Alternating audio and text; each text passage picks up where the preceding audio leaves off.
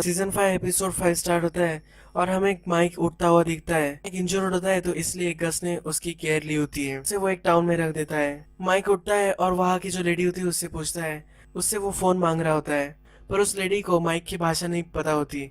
वो स्पेनिश बोल रही होती है और माइक को भी स्पेनिश नहीं आती। माइक फिर उस टाउन से निकलता है और चलते चलते आगे जाता है। वो चलते चलते थक जाता है और वहीं बैठ जाता है। गस का जो डॉक्टर होता है, जो हमें ब्रेकिंग बैड में भी दिखाया गया है, वो फिर वहाँ आता है। माइक उस डॉक्टर से पूछता है कि उसे मुझसे क्या चाहिए। वो डॉक्टर उससे बोलता है कि उसे तुम्हें जिंदा देखना है। नेक्स्ट सीन में हमें दिखता है कि जो ओल्ड मैन है उसका हाउस अब डेमोलिश होने वाला है। इसके लिए मेसा वर्डे ने बहुत सारे लोगों को भेजा होता है। अब उसके हाउस को वो तबाह करने वाले होते हैं, पर वह ऑलरेडी सॉल्व होता है। जब शेरिफ वहाँ आता है तो सॉल शेरिफ को बोलता है कि जो हाउस तुम अब तबाह करने वाले हो ये गलत है। वो वर्कर से पूछता है कि एड्रेस क्या है। वो बोलते हैं कि 1240 आयरविस्टा है।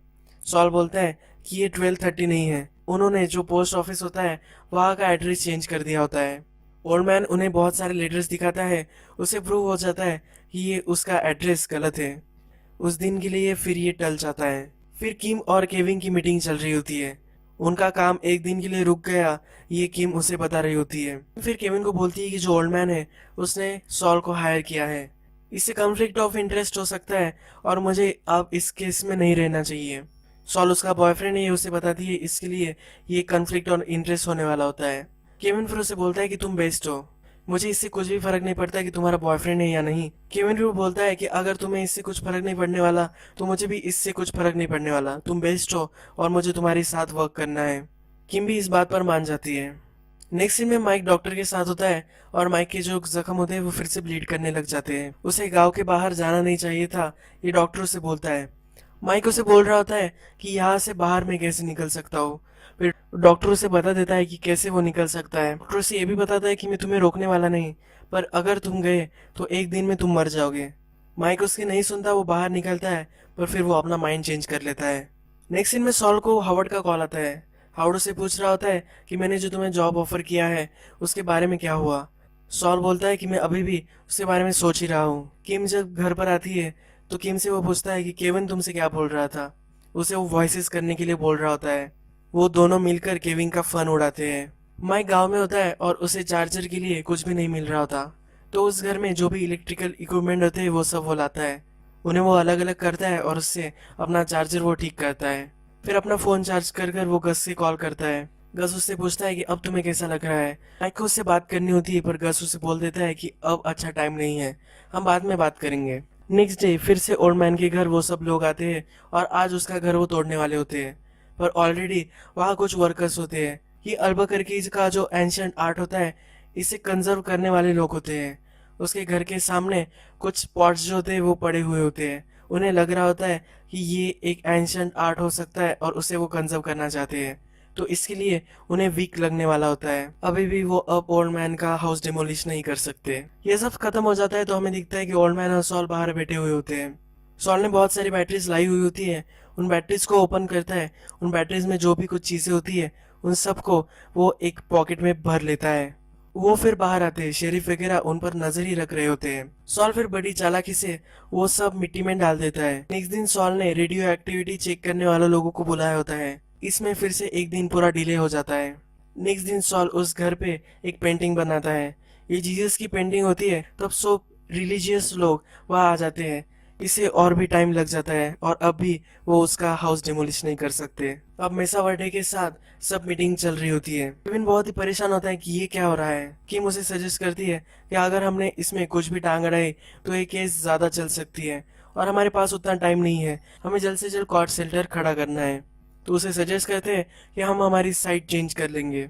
केविन बोलता है कि मैं किसी फाइट से नहीं डरता, अगर उसे चाहिए तो मैं उसे फाइट दे दूंगा। अब वो सॉल के पीछे भी लगने वाले होते हैं। रात में किम और सॉल बेड में होते हैं तो सॉल किम को बोलता है कि अब तुम्हें पीछे पीछे हट जाना चाहिए, ये सब बहुत हो गया, इससे हमें और भी ज्यादा अपसेटन में मिल सकती है और इससे उस ओल्ड मैन को भी फायदा हो जाएगा, वरना हम और कुछ कर सकते हैं। तो किम को और कुछ करने की आइडिया अच्छी लग जाती है। सॉल उसे वार्न करता है कि अगर हमें और कुछ करना होगा तो ये पर्सनल हो सकता है। केविन पर हमें डर्ट डिग अप करनी पड़ेगी, केविन के पीछे हमें लगना पड़ेगा। किम को इससे कुछ भी फर्क नहीं पड़ने वाला होता। अब केविन पर सब फाइल्स उन्हें निकालनी होती है, तो इसके लिए सॉल माइक को कॉल करता है। माइक उसे बोलता है कि मैं अभी अवेलेबल नहीं हूँ। फिर सॉल फिर से उस वेट को उस डॉक्टर को कॉल करता है और दूसरे प्राइवेट इन्वेस्टिगेटर को हायर कर लेता है। फिर इन्वेस्टिगेटर फिर सब इंफॉर्मेशन निकालता है और उन्हें वो देने के लिए आता है। वो सॉल को बताता है कि केविन कुछ भी इलीगल नहीं करता, उसने टैक्सेस का कुछ फ्रॉड नहीं किया, उसके कुछ इलीगल अकाउंट्स नहीं है, किसी भी औरत के साथ उसका चक्कर नहीं है, वो बहुत ही क्लीन है। सॉल को इस पर बिलीव नहीं हो रहा था। फिर वो उसे सब प्रूफ दिखाता है कि मैं उसके घर पर गया था, उसने जो भी कुछ किया होता है उसके सब प्रूफ दिखाता है। उसे केविन के घर में जो उसने फोटोज ली होती है वो भी सॉल को दिखाता है।